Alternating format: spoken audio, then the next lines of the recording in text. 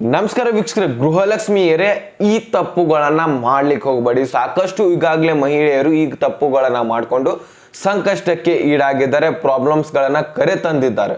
So ಹೀಗಾಗಿ ನೀವು ಕೂಡ ಈ ತಪ್ಪುಗಳನ್ನ ಮಾಡ್ಲಿಕ್ಕೆ ಹೋಗಬೇಡಿ. ತಪ್ಪುಗಳನ್ನ ಮಾಡಿದ್ದೆ ಆದರೆ ತುಂಬಾನೇ ಪ್ರಾಬ್ಲಮ್ ಉಂಟಾಗತ್ತೆ, ಸಂಕಷ್ಟಕ್ಕೆ ಈಡಾಗ್ತೀರಾ, ಪ್ರಾಬ್ಲಮ್ಗಳಿಗೆ ಬಲಿ ಕೊಡ್ತೀರಾ. ಸೊ ಹೀಗಾಗಿ ಈ ಒಂದು ಮಾಹಿತಿಯನ್ನು ಕಂಪ್ಲೀಟ್ ಆಗಿ ನೋಡಿ. ಸೊ ತುಂಬಾ ಅಂದರೆ ತುಂಬ ಇಂಪಾರ್ಟೆಂಟ್ ಮಾಹಿತಿ. ಸೊ 5 ನಿಮಿಷ ಟೈಮ್ ಕೊಡಿ, ನನಗೆ ಸಾಕು. ಸೊ ಕಂಪ್ಲೀಟ್ ಆದಂತಹ ಮಾಹಿತಿನ ನಿಮ್ಗೆ ತಿಳಿಸ್ಕೊಡ್ತೀನಿ. ಸೊ ತುಂಬ ಅಂದರೆ ತುಂಬ ಇಂಪಾರ್ಟೆಂಟ್ ಮಾಹಿತಿ ಆಗಿರುತ್ತೆ ವೀಕ್ಷಕರೇ, ನಾನು ಮೊದಲೇ ಹೇಳ್ಬಿಡ್ತೀನಿ. ಸೊ ಎಲ್ಲ ಮಹಿಳೆಯರು, ಗೃಹಲಕ್ಷ್ಮಿಯರು ಈ ಒಂದು ಮಾಹಿತಿಯನ್ನು ನೋಡಲೇಬೇಕಾಗಿರುವಂಥದ್ದು. ಸೊ ಇಲ್ಲಿ ಪುರುಷರು ನೋಡ್ತಾ ಇದ್ರೆ ನೀವು ಕೂಡ ತಿಳ್ಕೊಂಡು ನಿಮ್ಮ ಮನೆಯಲ್ಲಿರುವಂತಹ ಮಹಿಳೆಯರಿಗೆ ತಿಳಿಸಿ ಈ ಒಂದು ತಿಳಿಸಿ ಕೊಡುವಂತಹ ಒಂದು ಕೆಲಸವನ್ನ ನೀವು ಮಾಡಲೇಬೇಕಾಗತ್ತೆ. ಸೊ ಚಾನಲ್ಗೆ ಸಬ್ಸ್ಕ್ರೈಬ್ ಮಾಡಲಿಲ್ಲ ಅಂದ್ರೆ ದಯವಿಟ್ಟು ಬೇಗನೆ ಸಬ್ಸ್ಕ್ರೈಬ್ ಮಾಡ್ಕೊಳ್ಳಿ, ನಮ್ಮ ಶ್ರಮಕ್ಕೆ ಅಂತ ಅನ್ಕೊಳ್ಳಿ. ಸೊ ವಿಡಿಯೋಕ್ಕೆ ಒಂದು ಲೈಕ್ ಕೊಟ್ಬಿಟ್ಟು ವಿಡಿಯೋನ ನೋಡ್ಲಿಕ್ಕೆ ಸ್ಟಾರ್ಟ್ ಮಾಡಿ. ಈಗ ನಾನು ಡೈರೆಕ್ಟ್ ಆಗಿನೇ ಪಾಯಿಂಟ್ಗೆ ಬಂದ್ಬಿಡ್ತೀನಿ, ಓಕೆನಾ. ಸೊ ಈಗ ನೋಡ್ಕೊಳ್ಳಿ, ಇಲ್ಲಿ ಒಂದನೇದಾಗಿ ಯಾವ್ಯಾವ ರೂಲ್ಸ್ಗಳಿದಾವೆ ಅಂದ್ರೆ ಯಾವ್ಯಾವ ತಪ್ಪುಗಳನ್ನ ನೀವು ಮಾಡಬಾರ್ದು ಅನ್ನೋದನ್ನ ಇಲ್ಲಿ ಕೊಟ್ಟಿದ್ದಾರೆ. ಸೊ ಅದನ್ನ ನಾನು ನಿಮಗೆ ತಿಳಿಸ್ಕೊಡ್ತೀನಿ. ಸೊ ನೋಡಿ, ಈ ಹಣ ನಂಬಿಕೊಂಡು ಅಂದ್ರೆ ಯಾವ ಹಣ ಅಂದ್ರೆ ಗೃಹಲಕ್ಷ್ಮಿ ಮತ್ತು ಅನ್ನಭಾಗ್ಯ ಯೋಜನೆಯ ಹಣ ನಂಬಿಕೊಂಡು ಕೈ ಸಾಲವನ್ನ ಮಾಡಿಕೊಳ್ಬೇಡಿ. ಕೈ ಸಾಲವನ್ನ ತೆಗೆದುಕೊಳ್ಬೇಡಿ. ಇನ್ನೇನು 2,000 ರೂಪಾಯಿ ಬರುತ್ತೆ, ಮುಂದಿನ ತಿಂಗಳು 2,000 ರೂಪಾಯಿ ಬರುತ್ತೆ, ಒಮ್ಮೆಗೆ ಅವ್ರು ಕೊಡಕ್ಕೆ ಬರುತ್ತೆ ಅಂತ ಈ ರೀತಿ ಸಾಲವನ್ನ ಪಡೆದುಕೊಳ್ಬೇಡ್ರಿ. ಅಂದ್ರೆ ವೈಯಕ್ತಿಕವಾಗಿ ಯಾರ ಹತ್ರನೋ ಸಾಲ ತೆಗೆದುಕೊಳ್ಬೇಡಿ ಅಂತ ಈ ಒಂದು ಮಾಹಿತಿ ಈ ಒಂದು ಆರ್ಟಿಕಲ್ ನಲ್ಲಿ ಕೊಟ್ಟಿರುವಂತದ್ದು. ಸೊ ಗೌರ್ಮೆಂಟ್ ಇಂದ ಬಂದಿರುವಂತದ್ದು.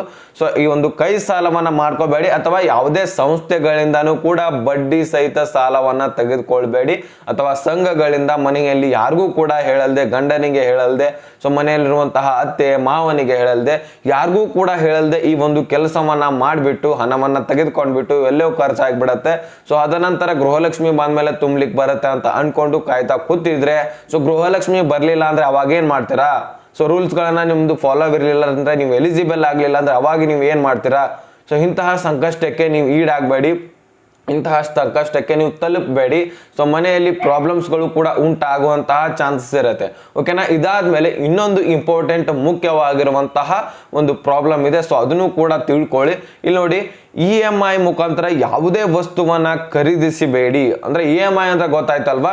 ಸೊ ಇಲ್ಲಿ ಬಡ್ಡಿ ರಹಿತ ಯಾವುದೇ ರೀತಿಯಾದಂತಹ ವಸ್ತುಗಳನ್ನ ತೆಗೆದುಕೊಂಡಿರ್ತಾರೆ. ಈಗಾಗಲೇ ಎಕ್ಸಾಂಪಲ್ ಮುಖಾಂತರ ನಾನು ನಿಮ್ಗೆ ತಿಳಿಸ್ಕೊಡ್ತೀನಿ ನೋಡ್ರಿ ಇಲ್ಲಿ. ಸೊ ಈಗ ಸಾಕಷ್ಟು ಜನರು ಕೂಡ ಮೆಸೇಜ್ ಕೂಡ ಬಂದಿತ್ತು, ಅಂದ್ರೆ ನಮಗೆ ಸರ್ ಗೃಹಲಕ್ಷ್ಮಿ ಯೋಜನೆಯಿಂದ 2,000 ರೂಪಾಯಿ ಜಮಾ ಆಗಿದೆ ಅಂತ ಮೆಸೇಜ್ ಬರ್ತಾ ಇದ್ರೆ, ಆದ್ರೆ ಗೃಹಲಕ್ಷ್ಮಿ ಯೋಜನೆ 2,000 ರೂಪಾಯಿ ಜಮಾ ಆಗ್ತಾ ಇಲ್ಲ, ನಮ್ಮ ಖಾತೆಯಲ್ಲಿ ಸೇರ್ತಾ ಇಲ್ಲ. ಸೊ ಇದಕ್ಕೆ ನಾವೇನ್ ಮಾಡ್ಬೇಕು ತಿಳಿಸ್ಕೊಡಿ ಅಂತಾನು ಸಾಕಷ್ಟು ಜನರು ಫಲಾನುಭವಿಗಳು ಕೇಳ್ಕೊಂಡ್ರು. ಸೊ ಅದ್ರ ಬಗ್ಗೆನೂ ಈ ಒಂದು ವಿಡಿಯೋದಲ್ಲಿ ನಾನು ಸಾಲ್ವ್ ಮಾಡ್ಕೊಡ್ತೀನಿ. ಸೊ ಈಗ ಮುಖ್ಯವಾಗಿ ಎಕ್ಸಾಂಪಲ್ ಅನ್ನ ನಾನು ಹೇಳ್ತೀನಿ.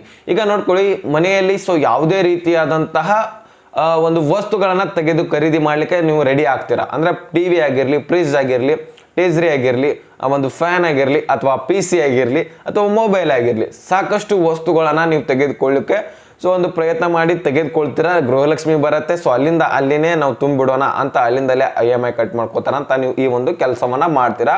ಸೊ ಅಂತಹ ಸಂದರ್ಭದಲ್ಲಿ ಏನಾಗತ್ತೆ, ನಿಮ್ ಕೈಲಾದಷ್ಟು ಹಣ ತುಂಬ್ತೀರಾ, ಉಳಿದಿರುವಂತಹ ಹಣವನ್ನ ಲೋನ್ ಮುಖಾಂತರ ನೀವು ಬಿಟ್ಬಿಡ್ತೀರಾ. ಸೊ EMI ತುಂಬೋಣ ಅಂತ ಆ ಒಂದು EMI ಅಲ್ಲಿ ನಿಮ್ಗೆ ಗೊತ್ತಿರ್ಬೇಕು, ಬಡ್ಡಿಯನ್ನ ಕೂಡ ನಾವು ಸೇರಿಸಿ ಅವ್ರು ತಗೋತಾ ಇರ್ತಾರೆ. ನಿಮ್ಗೆ ಎಷ್ಟಿರುತ್ತೆ ಅಷ್ಟೇ ತಗೋತಾ ಇರಲ್ಲ. ಸೊ ಬಡ್ಡಿನೂ ಕೂಡ ಅವ್ರು ಹಚ್ಚಿನೇ ನಿಮ್ಮ ಒಂದು EMI ಮಂತ್ಲಿ EMI ತಗೋತಾ ಇರ್ತಾರೆ. ಸೊ ಒಂದು ಮಂತ್ಲಿ EMI ಹೇಗಾಗ್ತಾ ಇದೆ ಅಂದ್ರೆ, ನೀವು ಗೃಹಲಕ್ಷ್ಮಿ ಯೋಜನೆಗೆ ನಂಬ್ಕೊಂಡು ಕೊಟ್ಟಿರ್ತೀರಾ. ಸೊ ಒಂದು ಗೃಹಲಕ್ಷ್ಮಿ ಯೋಜನೆ ಬರ್ಲಿಲ್ಲ ಅಂದ್ರೆ ಏನ್ ಮಾಡ್ತೀರಾ? ಸೊ ಬಂದ್ರೆ EMI ಕಟ್ ಆಗತ್ತೆ, ಓಕೆ. ಸೊ ಬರ್ಲಿಲ್ಲ ಅಂದ್ರೆ ಆ ಒಂದು EMI ತುಂಬಲಿಕ್ಕೆ ನಿಮ್ಮ ಹತ್ರ ಹಣ ಇರಲಿಲ್ಲ ಅಂದ್ರೆ, ಸೊ ಹಾಗೂ ಕೂಡ ಸಂಕಷ್ಟಕ್ಕೆ ಈಗಾಗಲೇ ಆಗಿರುವಂತಹ ಘಟನೆನೇ ನಾನು ಹೇಳ್ತಾ ಇರುವಂತದ್ದು ನಿಮ್ಗೆ. ಸಾಕಷ್ಟು ಜಿಲ್ಲೆಗಳಲ್ಲಿರುವಂತಹ ಮಹಿಳೆಯರಿಗೆ ಸೊ ಇದೇ ಪ್ರಾಬ್ಲಮ್ ಆಗಿರುವಂತ ಈಗ 2-3 ಕಂತುಗಳು ಏನ್ ಬಂದುವಲ್ಲ ಸ್ಟಾರ್ಟಿಂಗ್ಗೆ. ಸೊ ಇದಾದ್ಮೇಲೆ ಇನ್ನು 5 ವರ್ಷ ಬರುತ್ತೆ ನಮ್ಗೆ ಹಣ ಆದಷ್ಟು ಯಾವ್ದಾದ್ರು ಒಂದು ವಸ್ತು ತಗೊಂಡ ಅಲ್ಲಿ ತುಂಬಲಿಕ್ಕೆ ಹೋಗಕ್ಕೆ, ಅಲ್ಲಿಂದಲೇ ಗೃಹಲಕ್ಷ್ಮಿ ಅಮೌಂಟ್ ಅಲ್ಲಿಂದಲೇ ತುಂಬಿಡೋಣ ಅಂತ ಈ ರೀತಿ ಮಾಡಿ ಸಾಕಷ್ಟು ವಸ್ತುಗಳನ್ನ ಖರೀದಿ ಮಾಡಿದ್ದಾರೆ. ಸೊ ಅವರು ತುಂಬಾ ಅಂದ್ರೆ ತುಂಬಾ ಬಡ ಜನರು ಖರೀದಿ ಮಾಡ್ಕೊಂಡಿದ್ದಾರೆ. ಸೊ ಅವ್ರಿಗೆ ತುಂಬಲಿಕ್ಕೆ ಕೂಡ ಆಗಲ್ಲ. ಅವರ ಒಂದು ದುಡಿಮೆ ಏನಿರುತ್ತಲ್ಲ, ದಿನದ ದುಡಿಮೆ ದಿನಕ್ಕೆ ಖರ್ಚಿಗೆ ಆಗ್ತಾ ಇರುವಂತಹ ವ್ಯಕ್ತಿಗಳು ಈ ರೀತಿ ಮಾಡಿರುವಂತದ್ದು. ಸೊ ಅವರು ಸಾಕಷ್ಟು ಮಹಿಳೆಯರು ಗೊಂದಲಕ್ಕೆ ಈಡಾಗ್ತಾ ಇರುವಂತದ್ದು. ಸೊ ನಾನು ಹೇಳುತ್ತಾ ಇರುವಂತದ್ದು ನಿಜವಾದ ಘಟನೆಗಳು ನಿಮ್ಗೆ ಅನಿಸ್ತಾ ಇದ್ರೆ ಸೊ ಕಮೆಂಟ್ ಮುಖಾಂತರ ಹೇಳಿ. ನಿಮ್ಮ ಮನೆ ಹತ್ರ ಅಲ್ಲಿ ಇಲ್ಲಿ ನಡೆದಿರುವಂತಹ ಘಟನೆಗಳ ಬಗ್ಗೆನೂ ಕೂಡ ಕಮೆಂಟ್ ಮುಖಾಂತರ ನನಗೆ ತಿಳಿಸಿ, ಓಕೆನಾ. ಸೊ ಈ ರೀತಿಯಾಗಿರುವಂತಹ ಪ್ರಾಬ್ಲಮ್ಸ್ ಗಳನ್ನ ಒಂದು ನೀವು ಉಂಟು ಮಾಡ್ಕೋಬೇಡಿ. ಸೊ ನಾನು ಇನ್ನೂ ಒಂದು ಮಾಹಿತಿ ತಿಳಿಸೋನಿದ್ದೀನಿ, ನಿಮ್ಗೆ ಹೇಳಿದ್ನಲ್ಲ. ಸೊ ಮೆಸೇಜ್ ಬರ್ತಾ ಇದ್ರೆ ಆದರೆ ಅಮೌಂಟ್ ನಮ್ಮ ಖಾತೆಗೆ ಜಮಾ ಆಗ್ತಾ ಇಲ್ಲ. ಸೊ ಇದ್ರ ಬಗ್ಗೆನೂ ಕೂಡ ನಾನು ತಿಳಿಸ್ಕೊಡ್ತೀನಿ. ಸೊ ವೀಕ್ಷಕರೇ, ಈ ರೀತಿ ಆಗಿರುವಂತಹ ಪ್ರಾಬ್ಲಮ್ಸ್ಗಳನ್ನ ಉಂಟು ಮಾಡ್ಕೋಬೇಡಿ. ಇದಕ್ಕೆ ಸೊಲ್ಯೂಷನ್ ಕೂಡ ಇದೆ. ಸೊಲ್ಯೂಷನ್ ನನ್ನ ಹತ್ರ ಇರುವಂತಹದ್ದು ಒಂದು ಸೊಲ್ಯೂಷನ್ ಇದೆ. ಸೊ ಎಕ್ಸಾಂಪಲ್ ನಾನು ಅದ್ರ ಬಗ್ಗೆ ಒಂದು ಕ್ಲಾರಿಫಿಕೇಶನ್ ನಿಮ್ಗೆ ಕೊಡ್ತೀನಿ. ಇಲ್ಲಿ ನೋಡಿ, ಗೃಹಲಕ್ಷ್ಮಿ ಯೋಜನೆ ಎಷ್ಟು ಬರುತ್ತೆ ಬರಲಿ ಅದು. ಸೊ ನಿಮ್ಮ ಒಂದು ಮನೆಯಲ್ಲಿರುವಂತಹ ಮುಖ್ಯಸ್ಥೆಯ ಖಾತೆಗೆ ಎಷ್ಟು ಜಮಾ ಆಗುತ್ತೆ ಆಗಲಿ. ಅಂದ್ರೆ 5ನೇ ಕಂತು ಹಿಡ್ಕೊಂಡು ನೀವು ಯಾವಾಗ ಬೇಕಾದ್ರೂ ಒಂದು ಅಮೌಂಟ್ ಬರ್ತಾ ಇರುತ್ತೆ ಅಂತ ಅನ್ಕೊಳ್ಳಿ. ಈಗ ಅಮೌಂಟ್ ಜಮಾ ಆಗ್ತಾ ಇದ್ರೆ 11 ಕಂತು 12ನೇ ಕಂತು ಈ ರೀತಿಯಾಗಿ ಒಂದು 17ನೇ 18ನೇ ಕಂತಿನವರೆಗೂ ಕೂಡ ಬಿಡಿ, ಒಂದು 10 ರಿಂದ 12 ಸಾವಿರ ರೂಪಾಯಿ ಏನಾಗತ್ತಲ್ಲ. ಸೊ ಅವಾಗ ಒಂದು 10,000 ಅಥವಾ 15,000 ಒಂದು ವಸ್ತುವನ್ನ ಖರೀದಿ ಮಾಡೋರು ಇರ್ತಾರ ಅಂತ ಅನ್ಕೊಳ್ಳಿ. ಸೊ ಒಂದು ಅಮೌಂಟ್ ಏನ್ ಪೆಂಡಿಂಗ್ ಉಳಿದು ಗೋಳೆ ಆಗತ್ತಲ್ಲ, ಸೊ ನಿಮ್ಮ ಹತ್ರ ಒಂದು ಎಲ್ಲ ಅಮೌಂಟ್ ಅದ, ಎಷ್ಟು ನಿಮ್ಮ ಒಂದು ವಸ್ತುವಿನ ಬೆಲೆ ಇರುತ್ತೆ ಅಷ್ಟು ಅಮೌಂಟ್ ನಿಮ್ಮ ಹತ್ರ ಜಮಾ ಆದ ತಕ್ಷಣ ನೀವೇನ್ ಮಾಡ್ಬೇಕು, ಆ ಒಂದು ವಸ್ತುವನ್ನ ಖರೀದಿ ಮಾಡಿ. ಓಕೆನಾ.